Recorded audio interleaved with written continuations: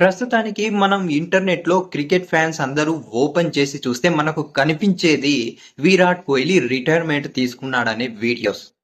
అయితే నిజానికి విరాట్ కోహ్లీ రిటైర్మెంట్ తీసుకున్నాడా? లేదా? విరాట్ కోహ్లీ దేనికోసం ఆ స్టేట్మెంట్ ఇచ్చాడు? లేదంటే ఇవన్నీ ఫేక్ న్యూసా? అనేది ఈరోజు వీడియోలో తెలుసుకుందాం. అయితే విరాట్ కోహ్లీ ఇచ్చింది రిటైర్మెంట్ కాదు.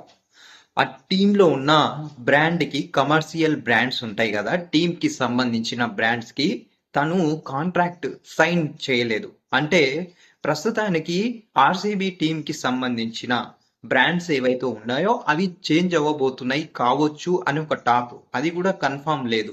విరాట్ కోహ్లీ చెప్పింది కూడా కన్ఫర్మ్ కాదు. అది కూడా బయటి నుంచి వచ్చిన పుకారు మాత్రమే. అయితే విరాట్ కోహ్లీ యాస్ ఎ ప్లేయర్‌గా ఆర్సీబీ టీంలో అయితే కంపల్సరీ విరాట్ కోహ్లీ ఆడతాడు కూడా. తనకు వచ్చే డబ్బులు ఏవైతే ఉంటాయో అవి కన్ఫర్మ్ గా తనకు వస్తాయి.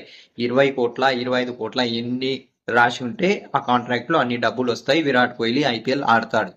దాని తర్వాత ఈ కమర్షియల్ బ్రాండ్స్ అంటే ఇప్పుడు ఈ టీమ్ కి సంబంధించిన యాడ్స్ ఉన్నాయి కదా, ఈ యాడ్స్ లో విరాట్ కోహ్లీ భాగం అయితే తను ఆ యాడ్స్ లో పాల్గొనాల్సి ఉంటుంది. ఎక్కడైనా ప్రమోషన్స్ ఉంటే ప్రమోషన్ చేయాల్సి ఉంటది. దాని తర్వాత ఏమన్నా మీటింగ్స్ జరిగితే అందులో వెళ్ళి పార్టిసిపేట్ చేయాల్సి ఉంటది. ఇది తెలియక సోషల్ మీడియాలో ఇంటర్నెట్ లో మొత్తం వైరల్ చేసి పాడేసారు. ఇది మ్యాటర్.